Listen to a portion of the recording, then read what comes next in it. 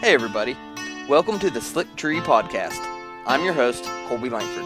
The point of this show is to help improve ourselves as dogmen and to raise the quality of the dogs on the end of our lead. So let's settle in, turn the volume up, and let's see if we can't learn a trick or two together from our guests.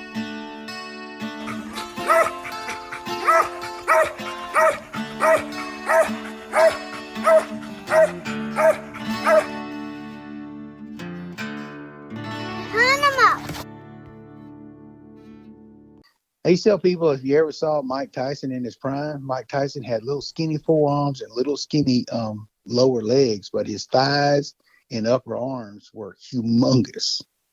And that's kind of the way Apache was built. And he had super, super short hair. I don't know how he didn't freeze to death for the first 3 years of his life up in West Virginia. But it served him well down here because he never got hot. I mean, he get hot, but man, he would tree as hard if it was 85 degrees outside, on the last tree of, the hunt as he would on the first hunt. Well, the first tree. I mean, he was just a freak of a physical spec. His stamina was just absolutely amazing. I've never seen another dog like it since. If the Loudons ever hear this, it won't make them happy because it was always a touchy subject with him. So I don't know what you heard or think you heard about Apache, but, for reasons I think I understand after all these years, a lot of people used to claim, swear up and down that he was ill-tempered, but that was not the case. But that was kind of the reputation that people, some of the worst people about putting that narrative and that rumor out there were actually people who had never hunted with him or only hunted with him like a time or two. I never had to withdraw the dog for fighting at him, hounding, in numerous hunts when he was young. But so, yeah, one of the funny stories I was going to say is that the 50th anniversary hunt where he won the everything up there, the squirrel hunt, the coon hunt, consequently the combo award, and even won the bench show. We came inside, and back in those days, I was writing the column for the OMCBA for Full Cry. And so I was also the cameraman. So I wanted to get, I would get everybody's picture, whether I placed or not. And so got his picture right off the bat because we went from 1st to 10th and gave him to Brent Wood to walk on outside, go ahead and get him on that because I had 9 more photographs to take, of the remaining of the top 10. And of course, I'm busy taking photographs, but Brent told me later on, he said, man, I walked out of that door going to the front porch towards the treeing contest pole. And he said, Lord, as soon as that door opened up and that dog walked, because Apache walked around, Colby, like he owned the place. He just had a kind of mannerism about him. Mm-hmm. I don't know if you understand, but I mean, when he walked around like he was the shit. Okay, like Bull of the Woods kind of thing. Mm-hmm. Other dogs maybe barking and pulling at him and all that kind of stuff. He just kept on walking, just and real, proud and all. Brent Wood said as soon as he opened that door to the damn clubhouse and stepped out on that porch, he said, Mark, I felt like Moses. He said there were women and children falling all over. He said, you'd have thought I had a damn alligator on the end of the leash or something. Because again, people had heard that, and there were some people that, even ones that, I at one time considered pretty good friends of mine that, would put forth that narrative, I guess, just because, there are people out there, they are not rare in the tree dog world, who think if they badmouth somebody else's dog, that's going to somehow make what they've got and they're feeding back at the house or on the end of their leash better. And so people used to say things like that. Is that where the if you can't beat 'em, eat 'em slogan came from? Right. And so exactly. So you've seen that that little license plate. So exactly that's who that came from was Brent Wood. After the 50th anniversary hunt, he went on back to Arkansas and he had that made up, and the next time we met up was probably at the September hunt or whatever. He may have, or because it wasn't hunting season yet then, because he's come over and hunt with himself. But yeah, Brent brought that to me. He said, hey, I'm your buddy. He said, I don't mean anything other than I said, look, man, I said, this is perfect.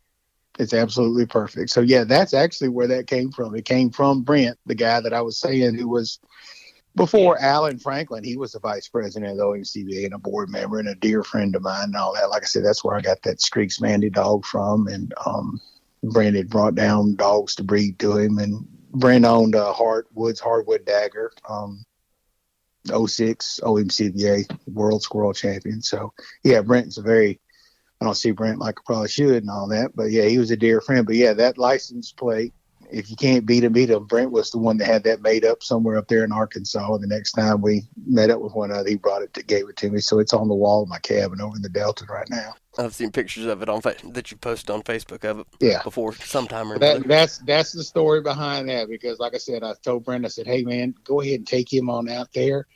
And so I can go ahead and finish these up, because we need to go ahead and get started on the training contest and the bench show and all that. And so he said he walked straight to the door, opened the door up, and that dog stepped out there. And he said there were people falling all over themselves like they'd seen a damn wild tiger or something walking around on the ground. That's good stuff. All right, everybody, before we get too far off in the weeds, you are listening to the Slick Tree Podcast. I'm your host, Colby Langford, and today I've got with me Mr. Mark Morrison. We are starting our first installment of a Good Old Dog series, and today's episode is about Mountain State Apache. How are you doing today, Mark? I'm doing fine, Colby. I appreciate you doing this. I think there's a lot of people I know. I was wanting to talk to you, just hear what you had to say about Apache. He's in most dogs' pedigrees, it seems like, these days. And I think everybody'd like to listen to what you got to say about him and learn a little bit more about what their dogs are out of. Okay, well, I'll do my best to not bore everybody. So what can you tell us about Apache? What was he like to hunt with? How would he be if you just took him out and got him out of the dog box and went to go and snap and go hunting? Well, I hunted him, day and night for pleasure and competition. Now, when I first got him, if I remember correctly, I think the Loudons, Chuck and Adam, who I bought him from, primarily Adam, it was Adam's dog, I think they had only taken him less than a half a dozen times at night, but he had treated a few coons for them up in West Virginia. So, but, he was green as grass when it came to coon hunting. So that took a little while. But as far as being a squirrel dog, he was I can't take any credit for making him into a squirrel dog. Maybe he got a little bit better, or, maybe because I learned him, his habits and tendencies and what have you. But I always kept him in superb shape. But no, he was a finished product in the squirrel woods, and pretty much a turnkey dog to cut loose in a squirrel competition cast. I think he drew a grand total of 300 minus points in his entire career as a competition squirrel dog. I think Adam hunted him a lot in WTDA hunts that were popular up in that area. And I think he drew a first tree minus, and their first trees were 125 points.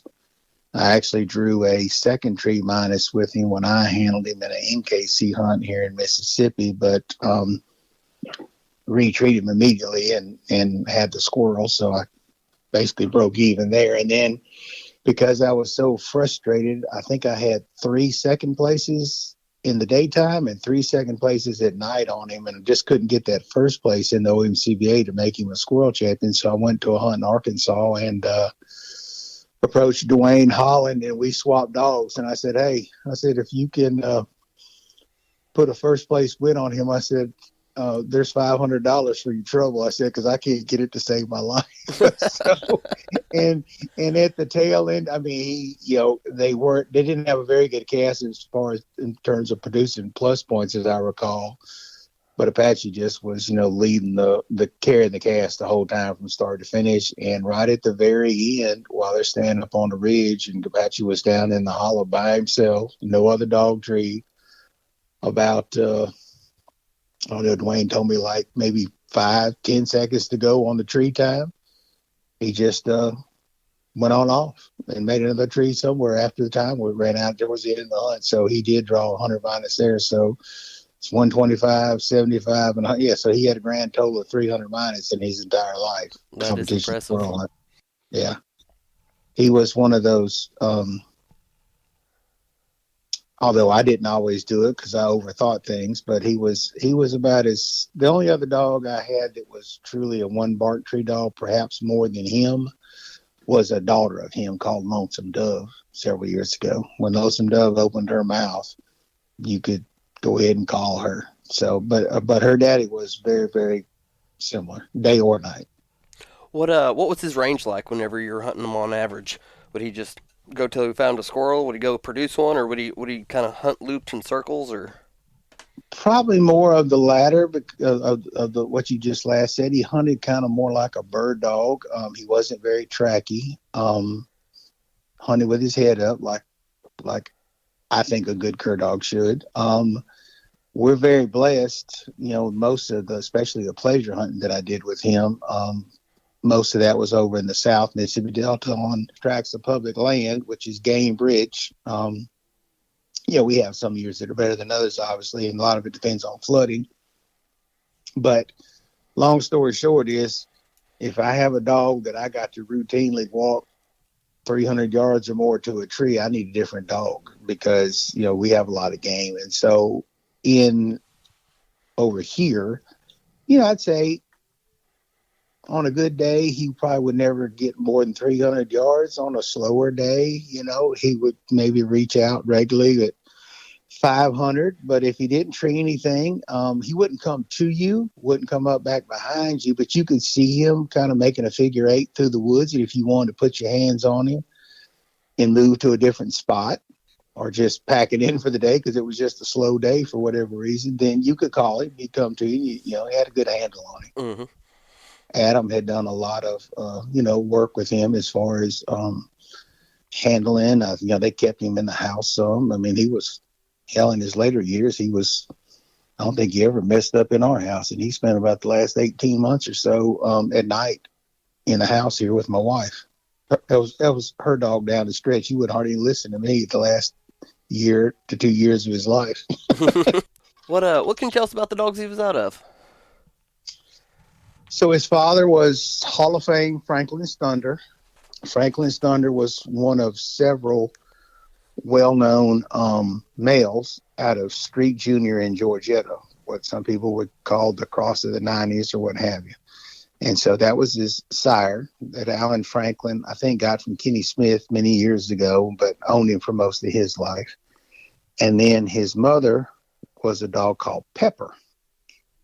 And Pepper was a half-brother, half-sister cross. She was basically a double grandpup of Dust Bob.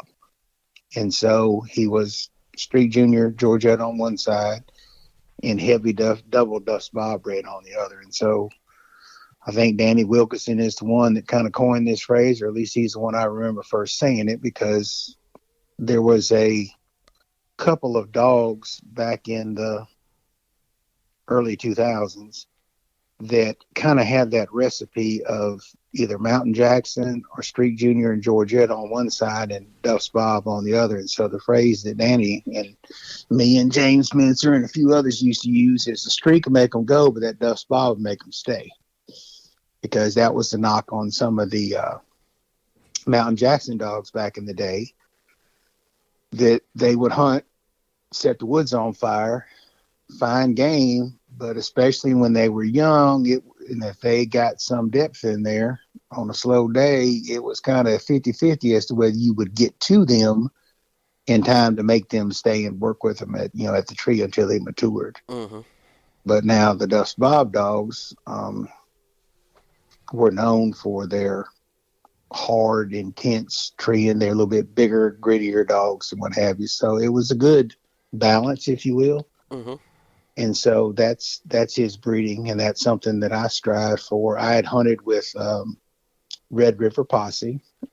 Before we got on air, we talked about our original partner with Apache was Dr. Lawrence Mosley, and he owned 2003 World Squirrel Champion Red River Posse, and she was bred that way. She was daddy was a Dust Bob bred dog, and her mama was a Street Junior Georgetta bred dog. And so Danny Wilson also owned Lucky Hank, who was out of Mountain Jackson on top, but Ohio Bobby. And Ohio Bobby was nothing but a full sister to Apache's mama's parents. So same kind of breeding. That's kind of, I get tickled on reading on the internet when some newbie gets on there and says, well, what's the best line of dogs? And of course, everybody gets on there and says what they and their neighbors Mine and my around friends. yeah, me and my friends are best dogs. And so I guess, early on, um, I started off with some heavy Street Junior, and specifically Jordan Creek Tag, who's also in the Hall of Fame with Franklin's Thunder, were the dogs that I had. And all those dogs went back to dogs that Danny Wilson and James Mincer had. And so those were guys that I hung out with, and because I was relatively new to the original Mountain Cur breed, but I could read a pedigree, and I could look them up in the yearbook back at the time. And so I kind of, studied some pedigrees and went hunt with some of those dogs. Ohio Bobby was still living, which was, again, a full sister to, not littermate sister, but a full sister to Apache's mama's parents. So kind of some of the same breeding. Mm-hmm. And I liked the way they hunted. They were athletic, but when they treed with some authority. And a lot of the more heavily street bred dogs, lacked a little bit of intensity at the tree and a little bit of tree power. Apache definitely left his mark on the breed. What can you tell us about him as a reproducer? What did he cross really well with, in your opinion? So as far as a reproducer, he probably wasn't bred in hindsight as much as he probably should have been. I had some females here that I bred into with some moderate success, and then others, of course, bred to him both before I bought him from the Loudons. They had made some crosses. And before we got on the air, I told you that Alan Franklin was actually the one that brought him to me at the March hunt in 05, because he had him up at his house in Ohio, breeding him to Franklin's Ginger, which is Geronimo's mom and also Tank's mom. And that was actually the litter that he was having there to breed, was what ultimately produced the 2020 Tank, the Looney's dog, which is Hummer's daddy and Festus's daddy and so on and so forth. So, and the reason why that was a good cross, because I don't know a whole lot about, and I'm nobody's definition of a master breeder of any animals, including cur dogs. But one of the reasons why I think that cross worked really well for Allen and the Loudons and what have you is because Apache and Ginger were half brother and half sister. The common denominator being they were both out of Franklin's Thunder, who, with the benefit of what we know now, we can talk about what a great reproducer Hummer was, Geronimo, Tank, Apache, Thundersport, and all that. But the common denominator there is Franklin's Thunder. So at the end of the day, arguably the best reproducer of one of the most famous mountain cur crosses of Street Junior and Georgetta was Franklin's Thunder, because the proof's kind of in the pudding now that there's been successive generations. But as far as him being a reproducer, there were others certainly better, and a lot of them got bred a lot more. There were a lot worse. But, I think if bred thoughtfully and bred back to something that went back to Street Junior, Georgetta cross, or Dust Bob, Pine Knot, Tiger Paws, you usually got a very athletic dog. You got a smart dog. You got a dog with some tree intensity. And if you did your part, you had a good chance of having something you'd be proud of. So as far as probably the best cross, other than with Ginger that I just talked about, the best cross that I made with him while he lived here was probably with Todd and Gavin Jackson's female. They had one, her registered name was Gavin's Taylor Creek, but we called her Taylor. And she was kind of a buckskin, almost traditional blonde Kimmer colored dog. Mm-hmm. She was a good dog in her own right, but we made that cross 3 times, and it produced Lonesome Dove, which I owned for a while, Gavin's Little Annie, and Gavin's Rambling Rose, amongst others. And all 3 of them made day and night champions, grand squirrel champions, and what have you. I mean, so it was a very, very good cross. And there were a lot of them that were just, good dogs, but they just were not owned by competition hunters, what have you. So that was probably the most consistent cross that was made with him To be honest with you, a lot of people had kind of forgotten about Apache at that point in time. He was had gotten some age on him. Todd had had gone with him up at Jamestown years ago, years before that, when Adam Loudon still owned him. So he was a real young dog then, and he kind of put that away in his mind. And so when they were looking to breed Taylor to something the very first time, I remember like it was yesterday, Todd reached out to me on the phone. I hadn't had any deals with Todd heretofore. And he said, well, look, he said, I'd like to see him go if you don't mind. Well, it was the opening of summer coon season, July. Of course, hot as Hades, but Gavin was just a little old kid then. I can't remember how old Gavin was, but he was very young. He's now graduated from college. Tell you, it's been a while. But we all met up in the Delta and took him out to a local management area out there. And he put on a pretty good show that night in some very dry. It was probably 85 degrees at 10 o'clock at night. It was hot. But he put on a really good show. Actually, we had Taylor out there with him, and actually Taylor's mother. It was a nice dog out there also. So Todd said, look, he said, I've seen enough. He said, it's been a long time since I've seen him. He said, she's supposed to be coming in heat here before too much longer. I like to breed him. I said, well, you're more than welcome to. So we did, and he made that cross, like I said, 3 more times.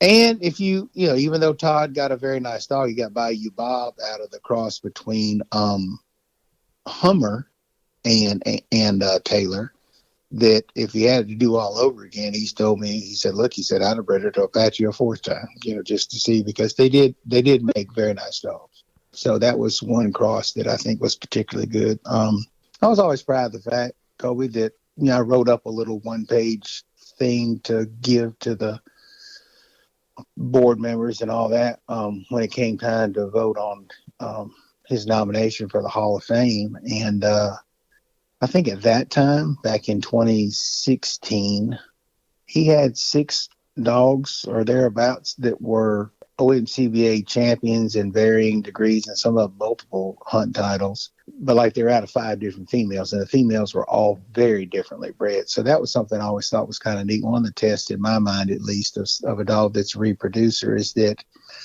if he can produce with some regularity with different strains or bloodlines of dogs that you cross him onto, because then the common denominator is him, So I was always kind of proud of that fact. But no, I'm not going to sit here and tell anybody that he was one of the historically great stud dogs in the OMCBA. But I think he did his part, because, like you said, if you look in, we could get on Facebook tonight and go to the I Hunt page or some other dog-related page, and somebody's posting a pedigree, and there's a good chance. Now, it won't be much longer, because as time passes and dog lives are shorter, he'll start sliding off the back line of the pedigree, the deepest line of the pedigree. But yeah, there's not, of course I'm a little biased, but there's not a whole lot of dogs pedigrees to get posted on there that either show up in there to some degree.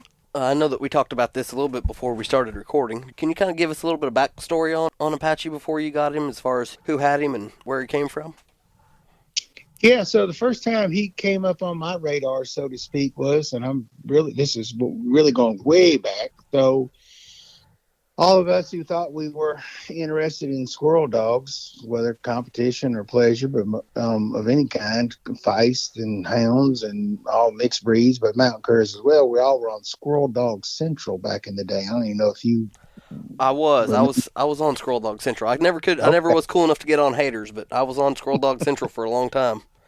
Well, so Squirrel Dog Central and some of the tightening up and changing of the rules and not letting us have our banner back and forth is what, gave rise to Squirrel Haters. But I ran across Adam and Chuck and consequently Apache on Squirrel Dog Central, because Adam, being a teenager at the time and rightfully proud of his dog and all that. I mean, look, you log into Squirrel Dog Central, and especially on the Monday after he'd had the weekend off to go hunt, and there'd be, we didn't do videos back in those days. I don't think he might have posted one on there, but it was mostly still photographs and and, some sort of write-up about what he and his dog had done over the weekend. And then also he started competition hunting very early. So the dog kind of got my interest because there was a little bit of buzz, going around about that. And so around this same time, which would have been around 2000 to 2003-ish,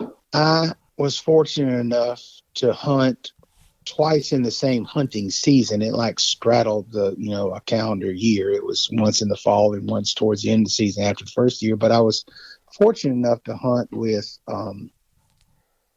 Carrs Creek Cause when Jimmy Crocker from Georgia owned him. And, I had been around at that point in time, like we talked about. I, was hunting with some regularity with Danny Wilkinson and James Spencer and some other people who, had some pretty good dogs. And I went hunting with Cause the first time over in the Delta. And I'm not going to lie to you, the first time that dog rolled up on the tree and cut loose, I thought, wow. I said, that's a little something different. I'd been with and even had some very nice squirrel dogs, but I didn't have anything treated like that. I mean, Kaz was a very classic. He was a big lanky dog, had a head like an anvil, and had a booming mouth, had a great cadence. I mean, he treated more like a hound than a cur dog, but he was, brindle dog. And I kind of filed that away in my mind. I thought, okay, and then I'd heard about Apache, on Squirrel Dog Central. And finally, I can't remember exactly what year it was, Kobe. I want to say it was probably in 03. And because, again, Adam was a high schooler at the time, the only time that he and his family made it down to Jamestown would have been the June hunt while he was off out of school for the summer.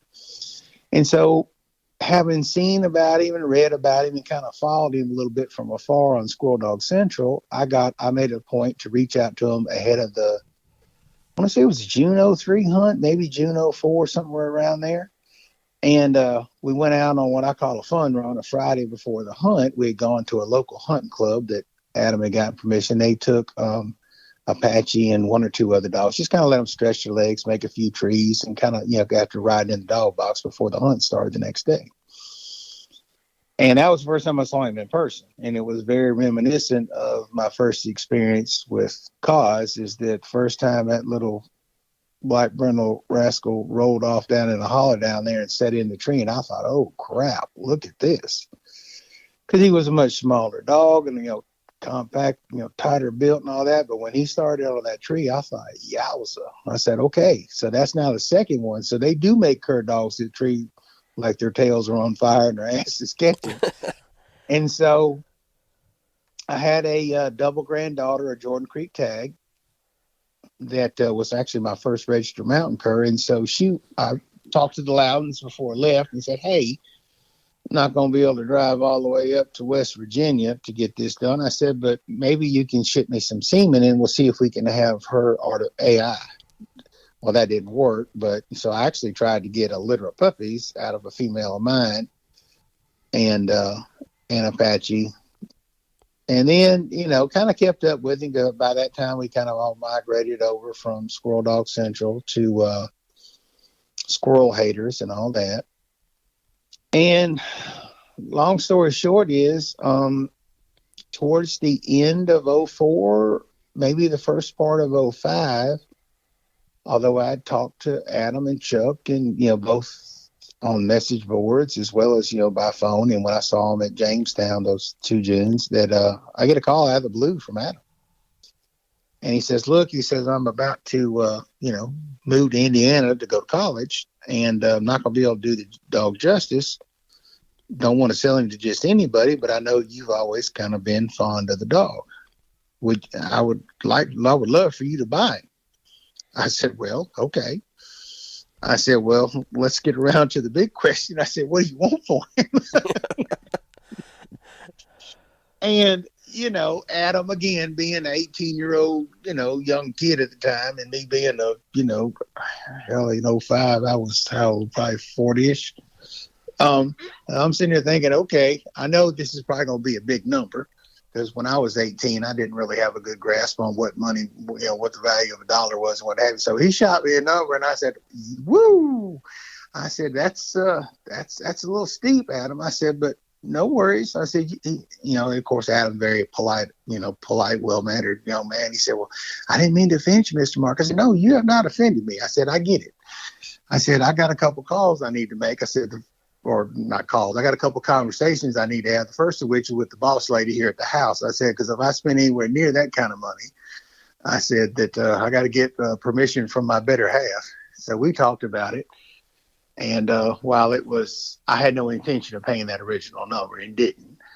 But and then I figured, well, okay, rather than spending all that money out of my pocket on something that could die the next time you turn it loose, I reached out to Dr. Mosley, who, like I said, had owned the '03 world champion, and somebody that I'd gotten to know through James and James Mincer. And so, long story short is we went halves on the dog and picked him up at the March hunt like we talked about when Alan brought him down there.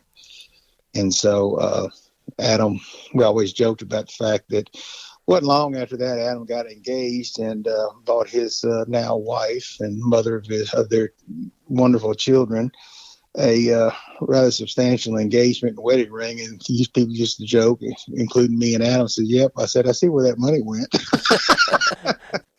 So at the time, the money that it probably wasn't the most anybody had ever paid for a cur dog, but it was as much as I knew about. Let's put it that way. So it was a significant sum of money, but it's money that, man, I'd spend twice that much tomorrow if I knew that I was going to get the same. If I was going to get another decade of enjoyment with a dog like that. I mean, it was money well spent. Yeah.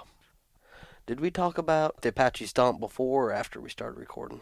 I think before, because I was telling you about how I kind of caught up with him later on in life. So most people, if they ever seen a video, of which there are several out there floating around, like I think I said before we got on there, that, because February 1st was the day he died back in 2016, Facebook reminds you, on the anniversary of everything you've ever posted. And so it popped up the other day. I had posted a short video clip at a buddy of mine's place across the river when I think Apache was like 10 years old then, and I'd pretty much, retired him. I'd take him out just every once in a while. And you could still get a flavor of, even at 10 or 11 years old, I mean, he was still much of a force of nature at the tree. And most people that hunted with him or have seen videos, that will be what sticks out in their mind about the dog. But as I think we were talking about before we got on recording, is that the thing that if I could take one trait from him and have it in every hunting dog of my own, as well as for the rest of the world for that matter, was he was just an incredible physical specimen. His stamina was unmatched. I mean, because down here, it's liable to be wearing short sleeves in December going hunting. I mean, and the humidity is extremely high, can be god awful hot. And he was one of those dogs that I'm not going to sit here and say he never got tired, but he was pretty much the best athlete that I've ever been to the woods with. And one of the things that, about the only thing that Adam told me as far as advice on what to do with him and how to enjoy him was, he just said, look, he said, if when you get around to wanting to start taking him to some hunts, he said, do not be afraid to, in the run up to the hunt, if you can swing it, schedule it, make time for it. He said, I would hunt his butt off for a couple of days before you load him in the box to go off to wherever you're going to hunt. He said, he'll actually hunt a little bit better because it'll take a little edge off of him, because he was wound kind of tight now. The first squirrel dog I ever had was actually, I got from Dwayne Holland, and she went back to Apache, but I think she was third generation back from him. I'd have to pull out her papers to remember exactly. Probably went back, if I'm guessing. One of the nicer dogs, one of the more accomplished dogs. I think, at least as the time Apache died, and I did that little resume or whatever you want to call it for his nomination, the only two dogs at that point in time out of him who were dual champions, in other words, OMCBA night and squirrel champions, one of them was Dove and the other one was Holland's Luke, who was out of his old jammer dog in Apache. And so I hunted with Luke. So Luke was one of those dogs, kind of like his mom, Jammer. I used to tell this about Jammer all the time, that Jammer was one of those dogs that if you went to the woods with her, you wouldn't just be wowed. But at the end of the hunt, whether you had a scorecard and a pencil, or you had a game bag, and you got to figuring out who accounted for the most squirrels, either on the scorecard or in the game bag, it's probably going to be Jammer. She was just consistent and steady day or night. She was the same dog pretty much every time you cut her loose. And so he bred Jammer. I want to say we made that cross 2 or 3 times. Luke being the most well-known and accomplished dog out of it. So I'm guessing that you may have got something that went back to Luke somehow or another. She would show a little bit of the stomp every once in a while. Not very often, but on occasion, she'd do a little bit of stomp. That's one of the great ironies, and I've answered this question 10,000 times, it seems like. So, of direct sons and daughters directly out of Apache, I never owned one that stomped at the tree.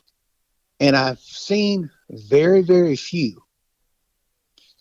And I go back to an expression I heard many, many years ago, and I didn't think much of it. I thought it was kind of like an old wives' tale or something like that. But some old timers I would hear, both at Jamestown and elsewhere, talking about dogs.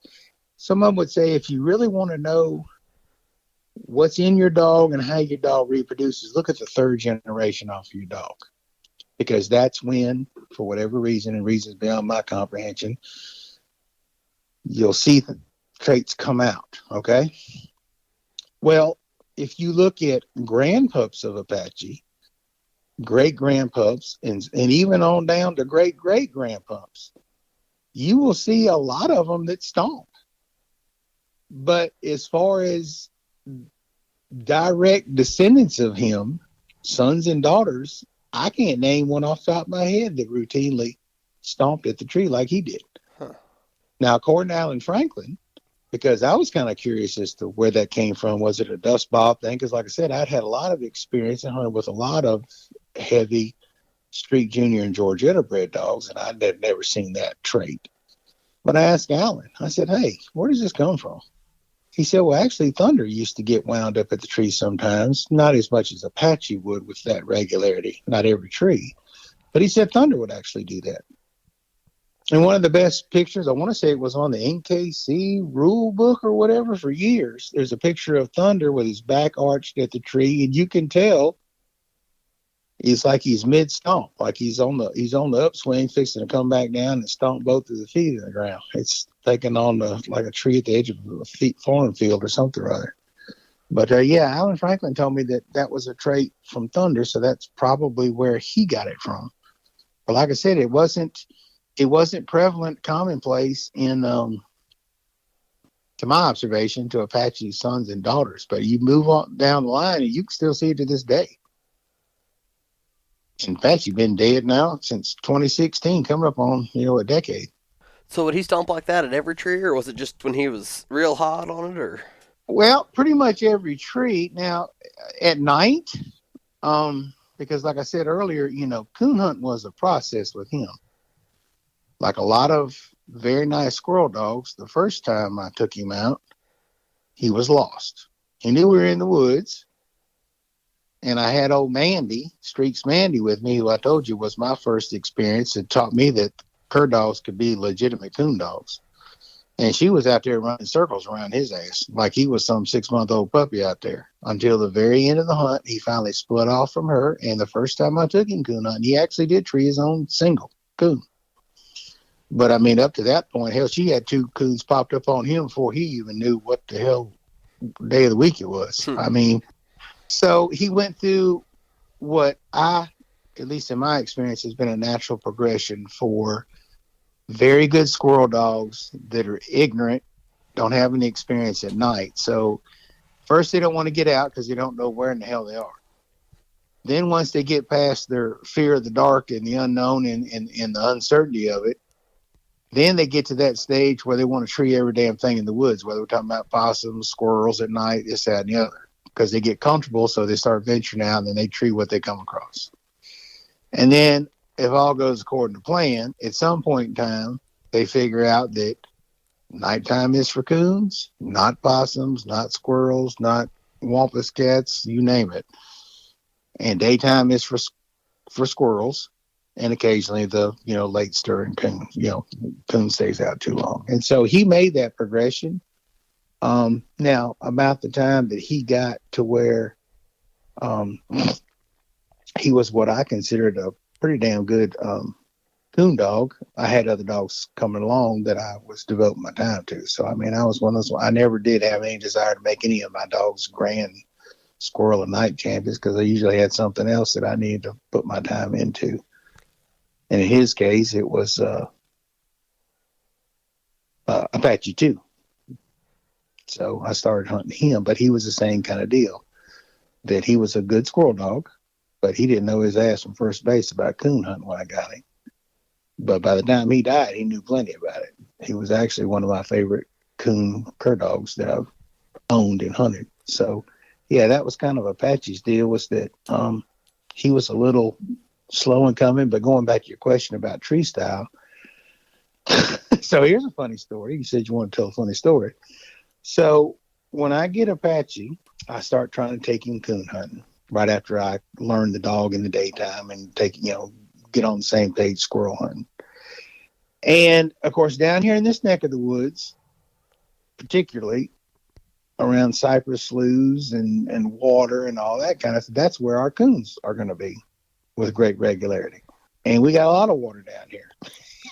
And so, it was a real hindrance to him because I'm not so satisfied the damn dog could swim before I got him down here.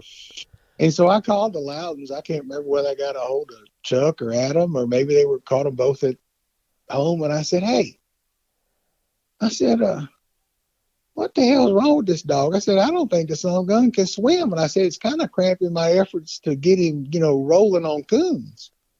And I do remember, so Chuck must have been there because I remember Chuck saying, well, Morrison, think about it. He said, the dog's name, for God's sake, is Mountain State. And you know why they call West Virginia the Mountain State, right? It ain't because we got a bunch of damn sloughs and bayous and all that he's living in down there now. He said, man, that dog never had occasion to, other than crossing a creek or something or other. He said, no. He said he ain't been exposed to any sloughs and swamps and things of that matter. I said, well, he's going to have to pick up the damn pace. I said, because I'm going to sling his ass out there, and I hope he learns how to swim real quick because he's going to drown otherwise.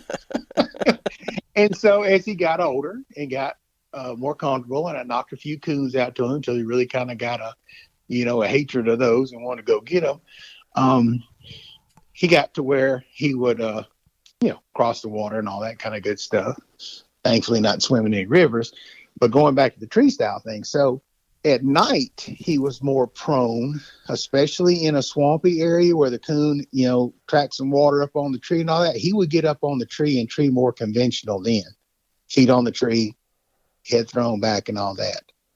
So at night was more apt to see a more conventional, non-stomping kind of tree style.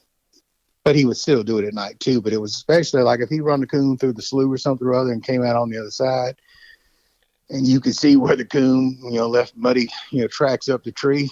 I mean, yeah, he was going to be all up on the belly, rubbing on the side of the tree and all that. But that's also about the only time that he would ever open on the track.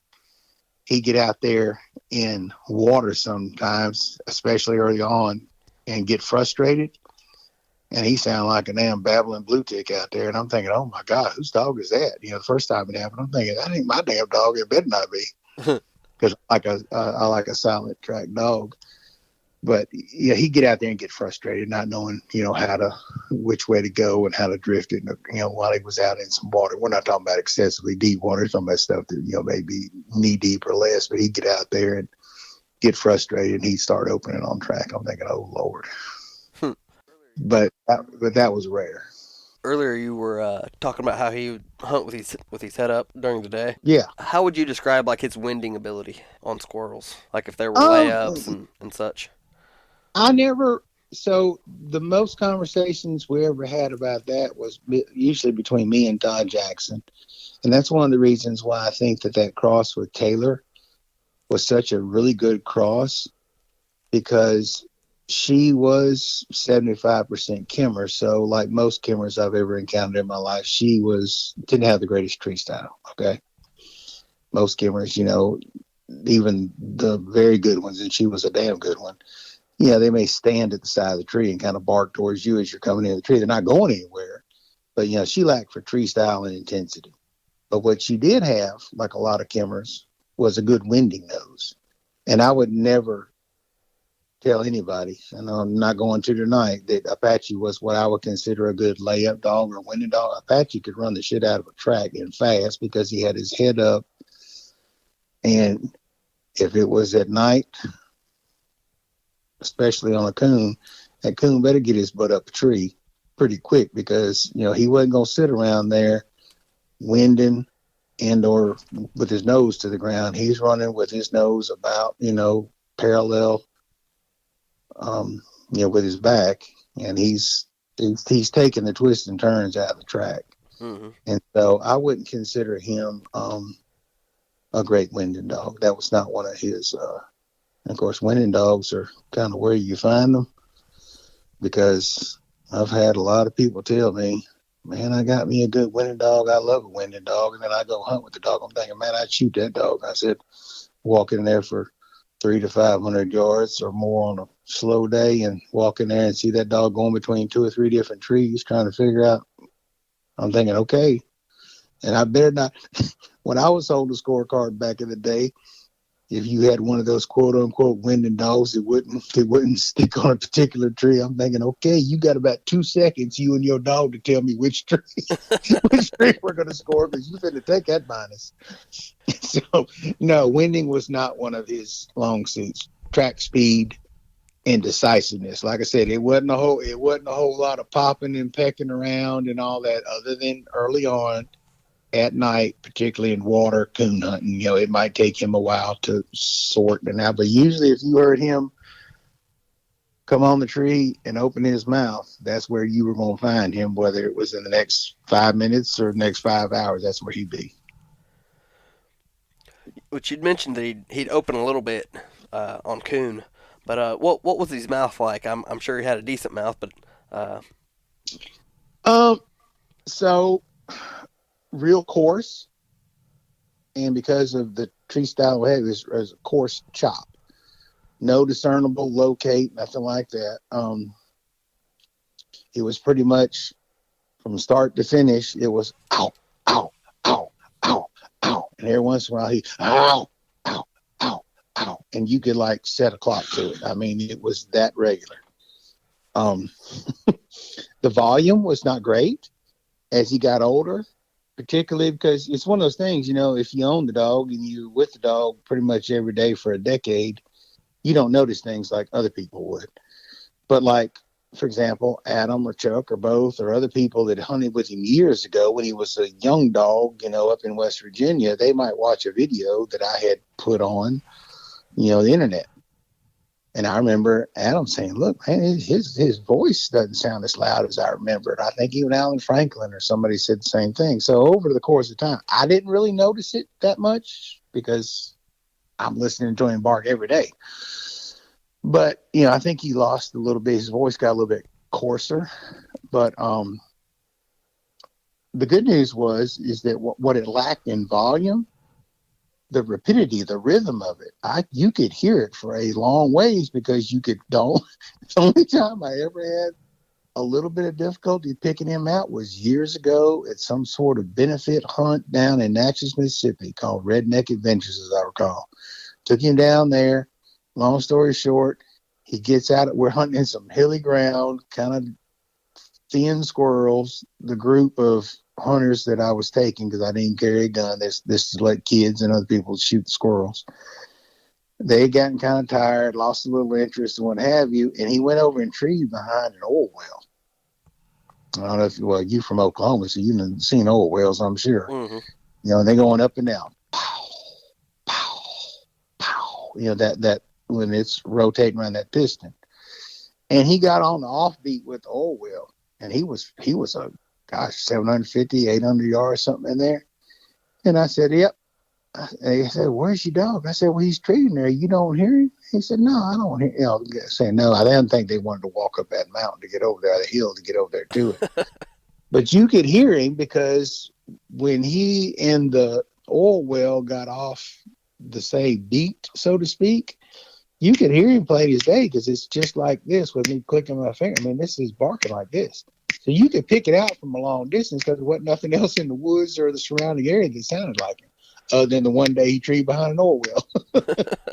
So volume wasn't great. Like I said, no discernible locate or nothing like that. Now, one funny thing he had a habit of doing, he scared the crap out of one of them Smith boys up there one night on a coon hunt in Jamestown. So let me back up one story before that. I think the very first time I ever took him out at night, I know damn well it was the first time my wife had ever went with our dog. Went out, it was warm in the summertime, took him out just to turn him loose, let my wife see him run around the woods, and he went in and treed in this real thick area. Like I said, I hadn't had him very long at all.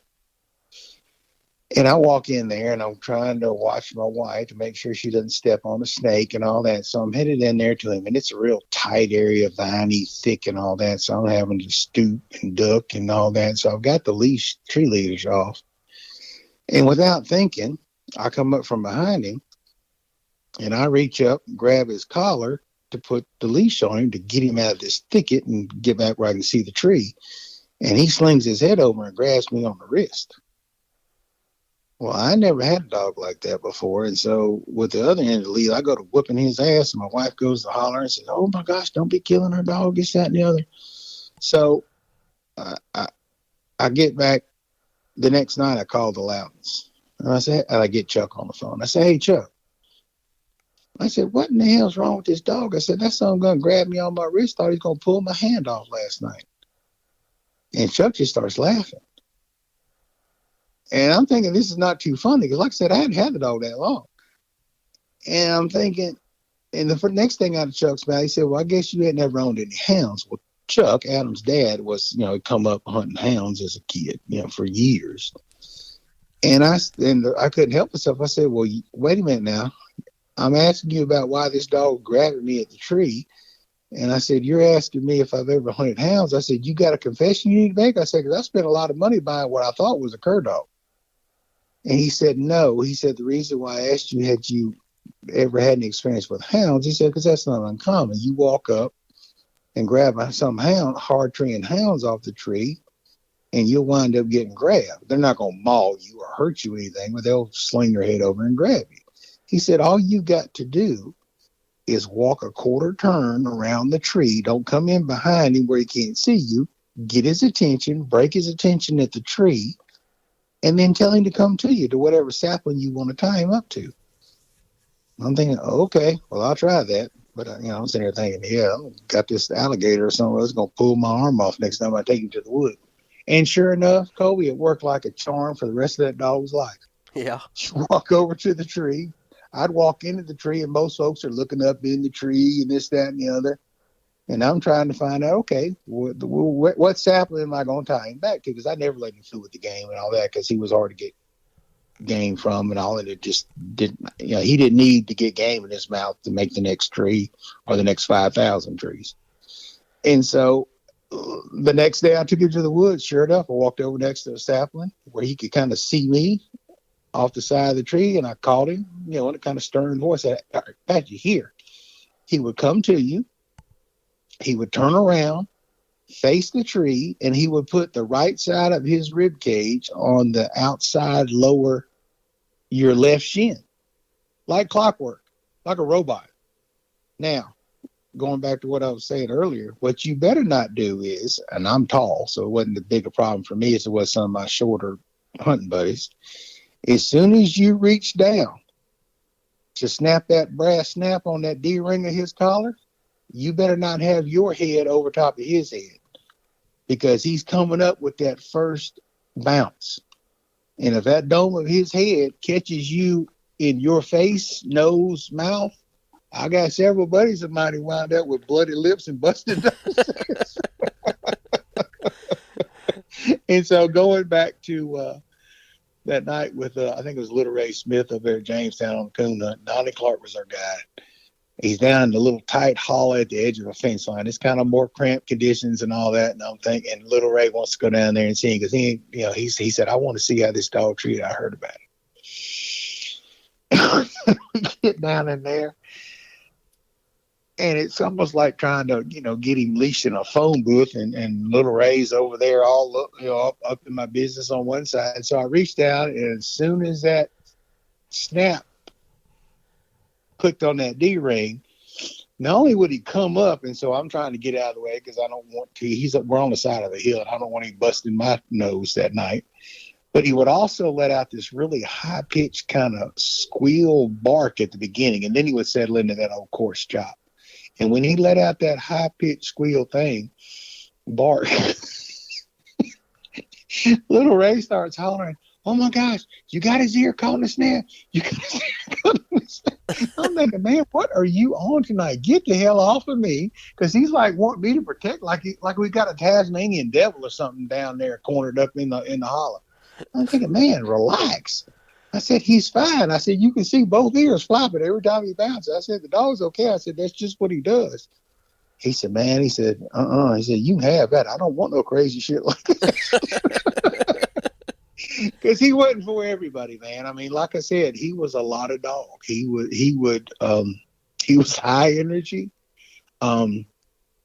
Wasn't super bad to chew, but sometimes would chew, like every other dog from up north. I had to get in his butt about armadillos because they're plentiful down here. They're slow, and they're a cur dog's dream because if they get their head in a hollow log or in a hole, even though the rest of the body's hanging out, as soon as the cur dog grabs them on the tail or the back of the shell, the armadillo's got one skill in this world: they can dig.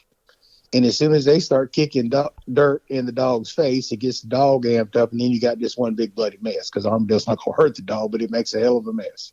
And so he was very proud of them armadillos early on. I had to get up in his butt about that. But other than that, I mean, I think I had him run.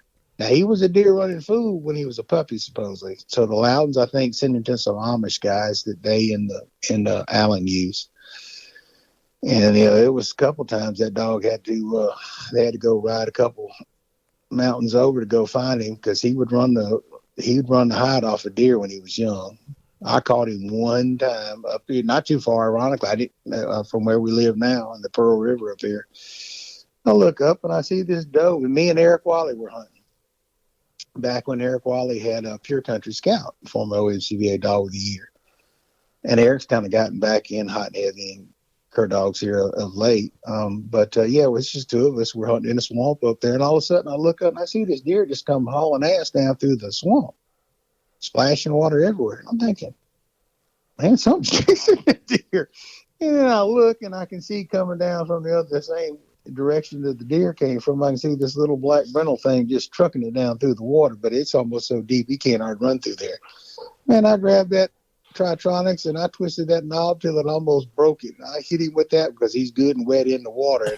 That's the only time he ever run a deer around me. Of course, he went through a little phase too because, again, he hadn't seen these, and they were very plentiful back in the early 2000s when I first got him and hunting him in the Delta. We had a lot of wild hogs.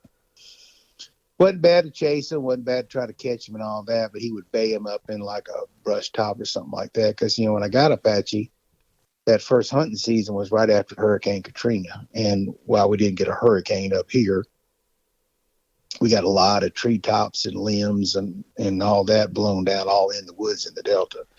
And so the squirrels were feeding in there. So it's a good place for a dog to find a squirrel, but it's also a good place for armadillos to get up in there and, find grubs and hogs to lay up and all that kind of stuff. So yeah, he went through a little trashy phase to where we had to get our mind right about wild hogs and armadillos. He wasn't ever super bad about treeing possums at night. We went through a little phase. I ain't gonna sit here and say he didn't. Now, he couldn't kill a coon to save his life when I first got him. It was almost embarrassing. I finally kicked a big old boar coon up on him one day over squirrel hunting. He treed one on the way back to the truck, a big old boar coon. And The boy shot him out, but didn't get a good shot on him. His coon stands up on the ground. I'm thinking, ooh, this is not going to be good. We're going to find out something about Apache's temperament now, because when the coon stood up, he was taller than Apache's head was. And Apache dove in there on him and decided he didn't want a whole lot of that. And so then the coon balled up on his head, and he started squealing like a little girl. And finally, he got back off, and he went to booger barking at it. So I walked up behind the coon and kicked the coon back. He jumped on him again, and he finally killed it. But after that, no problems. But I guess he just hadn't had the experience. And, some of them are natural born killers, and some of them are, I've seen hounds the same way. You take a 120-pound hound, they can't kill a coon worth of crap, and some of them are, it takes one bite and they're done with it. So that was an acquired skill on his part, dispatching a coon. Now his son, Apache too, he'd run out there and catch him on the ground. Wasn't near as athletic as his namesake, Apache.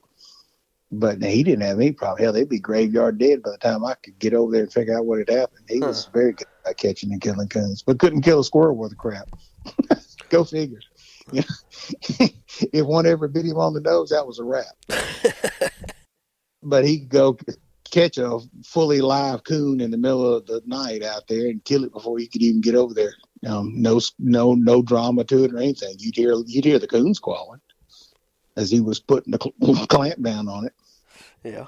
What was Apache's conformation like, as far as, did he have rear dews or double rear dews, or what was his head and ear set like? And had no dew claws. Again, if the Loudons ever hear this has always been a running joke, especially with Adam, but also with numerous other people. Any picture you've ever seen, hell, somebody said something about it the other day when I again shared that, reposted that post I made about him passing. So the full cry cover picture and any other bench picture you've seen of me holding him on a bench winning some sort of award or something like that, he had a little old nub of a tail. Now, in Adam and Chuck's defense, it's kind of catch-22. If they'd have kept it longer, it would have looked kind of like Mickey Mouse's tail, because it was thin, pencil thin. But so they cut it pretty short. And so the ugliest part about that dog was his tail. It just wasn't a whole lot to talk about. Now, if you take that out of the mix, he was an OMCBA world bench champion and I think a WTDA world bench champion. I mean, he was a good-looking dog when he was in his prime. As we talked about, I think, before we got on here, I knocked 10 pounds off of him in the first 9 months I owned him. So I kept him at about 40 or less for the decade that I owned him before he died. But he was very thin-haired. So people literally used to ask me, said, man, what you got that dog on the juice or something? Because he was very, very muscular. Very well-defined muscle, kind of ripped like he had some sort of, I guess, athlete taking steroids or whatever. So he was very well put together. Now, he was kind of like I used to tell people, if you went to the parts bin at the local speed shop and you got the best carburetor and you got the best exhaust and you got the best, racing wheels and all that, sometimes you put that all together, you may have the best of the best put together and it doesn't quite fit together right. But, I mean, he was a very attractive dog. He had, longer snout to him. Feet were, not great in the front, a little bit flatter, which was a trait of some of his offspring. But, if you saw him, you knew you were looking at something different. And like we talked about earlier, the way he carried himself, he was, racehorse expert and all that, but kind of like watching the Kentucky Derby or some other, high-end horse race. You see how some of those horses kind of walk around out there on the grounds. Mm-hmm. That's kind of how he walked. Yeah, he you could tell he was a very proud dog. He kind of, now he was a little. But here's another funny story. I remember the first time that the Loudons saw him after I had owned him for a while. They came down to not the 50th anniversary hunt. It must have been in 06. June of 06, they came down. So I had him a little over a year by then. And brought the camper up there, had him tied out behind the camper, and I was off fiddle farting around somewhere by the clubhouse. But then made my way back down there and ran into Chuck and Adam, as they were kind of making the circular drive around, ran into them after they'd already been down there chit-chatting with some of my buddies and looking at the dog.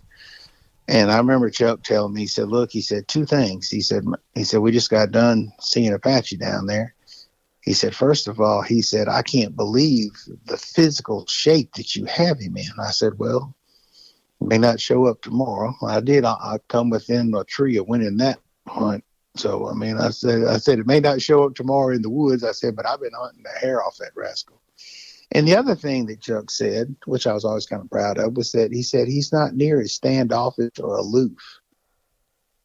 And I said, well, there's reasons for that. I said, because I can't have a dog like that. I'd hunt. I had a rule with him and all the other nicer dogs I've had. I said, look, as long as you don't bring something to the woods that's ill or trashy, I don't want ill dogs. I don't want a bunch of fighting and all that. And trashy because I don't want to sit out let's drive all over creation looking for your dog running a hog or a deer or whatever. I said, I don't care if you bring a Shih Tzu, you can turn him loose with Apache and we'll hunt and have fun. And so I hunted the dog with a lot of different people and a lot of different dogs, during the time I had him. And so he didn't have no choice but to kind of loosen up and be a little more, it wasn't that. For example, Cody, when I first got him, and wanting to kind of bond with the dog because he's in a new place, 1,000 miles away from now, I would go up there and spend a little time with him in the kennel and what have you. And he just act like he just didn't care about being bothered. Wouldn't growl, wouldn't do anything, untoward towards you. It's just like he just really didn't care. You reach over and pet him on the head. He didn't like petting on the head. And that's a trait of Apache dogs. I got two up there right now. One's a double grand pup of Hummer, and one's a double grand pup of Tank. And neither one of them like you to stand over top of. I don't know if it's a dominance thing. They don't like you touching them on the head. They're not going to snap at you, not going to growl, nothing like that, but they bob and weave like they're bobbing for apples or something. They just don't like you touching right on top of their head. You can pet them all day long on the ribs, slap them on the ribs. Another thing about Apache that was kind of weird to me, and again, I think what's kind of a dominance thing is if you ever picked him up off of his feet, he would scream like a baby. Huh. And the first time I did it, I had a short-tongue utility trailer. We got done hunting, and it was such a tight fit between the front of the trailer and the tailgate when it was down, so I could get him loaded in the box or get him up on the tailgate, take his collars off, put him in the box, that I didn't want him jumping up and getting in the cables, on the side, because dogs want to jump that away if it's tight fit. And so I picked him up, and he goes to hollering like I've put his foot in a bear trap. Buddy of mine comes running around on the passenger side of the vehicle. It's like, what the hell are you doing with that dog? I said, not a damn thing other than picking him up and trying to put him on the tailgate to get his collar off. And so when I knew that and saw that kind of quirky acting stuff, you can bet what happened every day for the next year or two of his life. When I would come in there, after letting them run around the exercise yard and clean the kennel and give them fresh water, come time to feed, I said, you're not getting fed until I pick you up. Pet you on the head. So, it's just one of those ways you got to get, because cur dogs are quirky, even the best of them. Sometimes the best of them are the quirkiest ones. So, but yeah, he had a few little quirks about him. Well, Mark, that's about all the time we got for tonight. I really appreciate you coming on here. I've sure enjoyed chatting with you and getting to hear about Apache. Well, I thoroughly enjoyed it too, and hope I hadn't bored everybody to death, you included. Oh no, I'm sure everybody will love it. My wife's over sitting across the room from me. She's grinning like a popsicle. She, all jokes aside, that dog was worth all the money and time and effort we spent in, because for the last probably 2 years of his life, we moved him down here to a kennel right behind the house. So he would sleep out, he'd be out there during the day, but as soon as my wife got home from work, he'd come straight in the house, and that was her buddy. They would be over there. He'd drop down on her feet tops and roll around like a cat or something like that. I mean, they were the best of buddies. She'd get down there and lay down. Hell, they'd fall asleep on the damn floor of the living room, some night. He was just a big, bad, mean old Apache. That was my wife's dog with the last couple of years of his life. Well, everybody, thanks for tuning in, and take care and keep wearing out that boot leather. All right, man. I appreciate it, Colby. Take care. All right. I just want to give everyone that's listening a sincere thank you. Getting this podcast going has been a project. I really hope you're enjoying it, and if you don't mind, give the show a good rating and review wherever you're listening to it at, or share it on your social media to help get some traction. I appreciate it, and I'm looking forward to your feedback.